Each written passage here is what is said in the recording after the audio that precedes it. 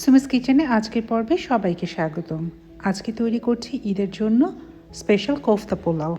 কোফতা পোলাও রান্না করবার জন্য প্রথমে একটি মশলা তৈরি করে নিচ্ছি। এই জন্য নিয়েছি 2টো দারচিনি, একটি কালো এলাচ, 1 টুকরো জয়ত্রী, 10টি সবুজ এলাচ, একটা ছোট জায়ফল, 7টি কাবাব চিনি, 25টা আস্ত গোলমরিচ এবং 6টি লবঙ্গ। চুলার আঁচটা মিডিয়ামে রেখে প্রায় 4 থেকে 5 মিনিট ধরে সবগুলো মশলাকে হালকা ভেজে নিচ্ছি।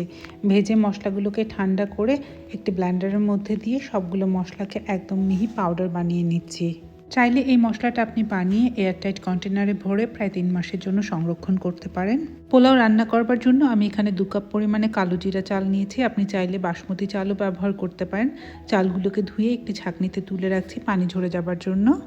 একটি চপারের মধ্যে নিয়ে নিচ্ছি 1/2 কাপ পেঁয়াজ, 4টি কাঁচামরিচ, ঝালটা আপনি আপনার স্বাদ অনুযায়ী ব্যবহার করবেন, 4 কোষ রসুন, 1/4 কাপ ধনেপাতা, 3 টুকরো আদা। সবগুলো উপকরণকে ভালো করে চপ করে একটি বাটিতে তুলে নিচ্ছি। চপ করে নেওয়া আদা রসুন পেঁয়াজের সাথে দিয়ে দিচ্ছি 1 কাপ মুরগির কিমা এবং দিচ্ছি 1 কাপ খাসির কিমা। আপনি চাইলে আপনার পছন্দ মতো যে কোনো মাংসের কিমা ব্যবহার করতে পারেন। মাংসের সাথে আরও দিচ্ছি 2 চা চামচ ভেজে রাখা মশলার গুঁড়ো, 1 চা চামচ ধনিয়ার গুঁড়ো, 1 চা চামচ জিরার গুঁড়ো, 1/4 চা চামচ গোলমরিচের গুঁড়ো, 2 টেবিল চামচ ব্রেড ক্রাম্ব, 1/2 চা চামচ লবণ এবং একটি ডিম দিয়ে এবারে সবগুলো উপকরণকে খুব ভালো করে একসাথে মাখিয়ে নিচ্ছি। সব কিছু একসাথে ভালো করে মাখিয়ে এবার একটি ঢাকনা দিয়ে মাংসগুলোকে ঢেকে রেখে দিচ্ছি 15 মিনিটের জন্য ম্যারিনেট হতে। 15 মিনিট পরে ঢাকনা খুলে কিছুটা পরিমাণে মাংস হাতের তালুতে নিয়ে ঘুরিয়ে ঘুরিয়ে বল আকার করে নিচ্ছি। সাইজটা সম্পূর্ণ আপনি আপনার পছন্দ মতো করে নিতে পারেন, তবে খেয়াল রাখতে হবে বলগুলো যাতে খুব বেশি বড় না হয়ে যায়।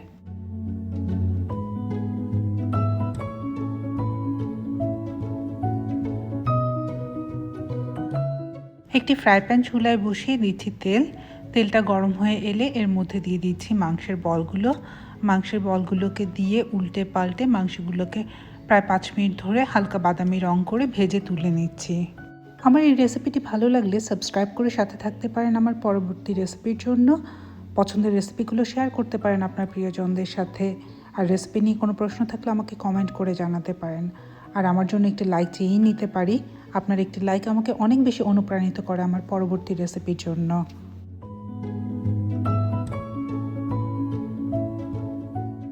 অন্য আরেকটা কড়াই চুলায় বসিয়ে এর মধ্যে দিয়ে দিচ্ছি মাংসের বলগুলো ভেজে রাখা তেল থেকে 1/4 কাপ পরিমাণে তেল দিচ্ছি, 1/4 চা চামচ লবণ, 2টো তেজপাতা, একটি দারচিনি, 4টি এলাচ দিয়ে নেড়ে চেড়ে একটু ফুটে উঠলে এর মধ্যে দিয়ে দিচ্ছি 1 চা চামচ রসুন বাটা, 2 চা চামচ আদা বাটা দিয়ে একটু নেড়ে মিলিয়ে নিয়ে এর মধ্যে দিয়ে দিচ্ছি 1/4 কাপ পরিমাণে পানি দিয়ে এবারে বাকি শুকনো মশলাগুলো অ্যাড করে দিচ্ছি। এতে করে শুকনো মশলাগুলো পুড়ে উঠবে না।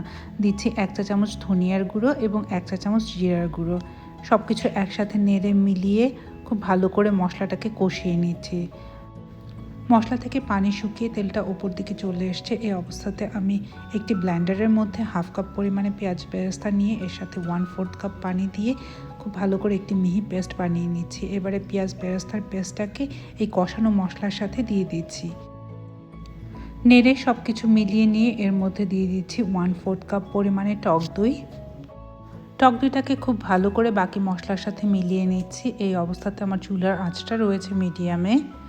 টক দইটা খুব ভালো করে মেলানো হয়ে গেলে এর মধ্যে দিয়ে দিচ্ছি 1 চা চামচ পরিমাণে আগে থেকে তৈরি করে রাখা ভাজা মশলার গুঁড়োটা দিয়ে এটাকে নেড়ে মিলিয়ে এর মধ্যে দিয়ে দিচ্ছি ভেজে রাখা মাংসের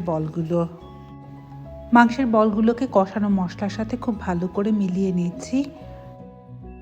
মাংসের বলগুলোর সাথে দিয়ে দিচ্ছি 1/2 কাপ পরিমাণে পানি দিয়ে নেড়ে চেড়ে মিলিয়ে নিয়ে চুলার আঁচটাকে মিডিয়ামে রেখে প্রায় 4 মিনিট ধরে মাংসের বলগুলোকে সেদ্ধ করে নিচ্ছি মশলার সাথে।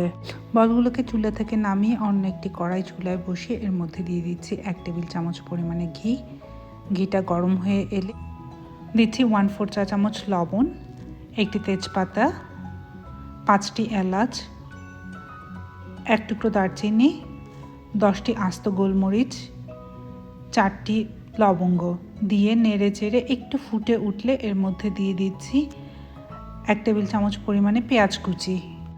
পেঁয়াজ কুচিটা নেড়ে হালকা বাদামি রং করে ভেজে নিচ্ছি।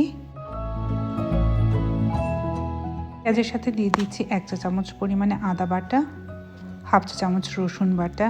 আদা রসুনটাকে নেড়ে মিলিয়ে নিয়ে দিয়ে দিচ্ছি আগে থেকে ধুয়ে রাখা চাল। চালটা দিয়ে নেড়ে সব মশলার সাথে খুব ভালো করে ভেজে নিচ্ছি। এই অবস্থাতে আমার চুলার আঁচটা রয়েছে মিডিয়ামে। এই মিডিয়াম আঁচে চালগুলোকে নেড়ে চেড়ে প্রায় 4 মিনিটের মতো ভেজে নিচ্ছি। চালগুলো খুব সুন্দর ভাজা হয়ে গেছে। এবারে এর মধ্যে দিচ্ছি 3.5 কাপ পরিমাণে গরম পানি। দিচ্ছি 1/4 চা চামচ পরিমাণে আগে থেকে তৈরি করে রাখা ভাজা গুঁড়ো মশলা দিয়ে নেড়ে মিলিয়ে নিচ্ছি। মিলিয়ে এর মধ্যে ঢাকনা দিয়ে চুলার আঁচটাকে মিডিয়ামে রেখে প্রায় 3 মিনিটের জন্য রান্না হতে দিচ্ছি। 3 মিনিট পরে ঢাকনা খুলে এর মধ্যে দিয়ে দিচ্ছি 1/4 চা চামচ চিনি, দিচ্ছি 1/2 চা চামচ পরিমাণে লবণ। লবণটা আপনি আপনার স্বাদ অনুযায়ী ব্যবহার করবেন। নেড়ে মিলিয়ে নিয়ে আগে থেকে রান্না করে রাখা মাংসের বলগুলো সব মশলা সহ দিয়ে দিচ্ছি এর মধ্যে। চালের সাথে মশলা এবং মাংসের বলগুলোকে খুব ভালো করে মিলিয়ে নিচ্ছি। এটা করতে হবে একটু আলতো হাতে যাতে মাংসের বলগুলো ভেঙে না যায়। এবারে এর সাথে দিয়ে দিচ্ছি আমি 4টে কাঁচামরিচ দিয়ে নেড়ে মিলিয়ে নিয়ে এর মধ্যে দিচ্ছি 1 টেবিল চামচ পরিমাণে কাঠবাদামের গুঁড়ো। এটা সম্পূর্ণ অপশনাল, আপনি পছন্দ করলেই ব্যবহার করতে পারেন। এবং আরও দিচ্ছি 2 টেবিল চামচ পরিমাণে পেঁয়াজ বেরেস্তা দিয়ে সবগুলো উপকরণকে খুব ভালো করে মিলিয়ে নিয়ে একটি ঢাকনা দিয়ে ঢেকে প্রায় 10 মিনিটের জন্য মিডিয়াম লো আঁচে রান্না হতে দিচ্ছি।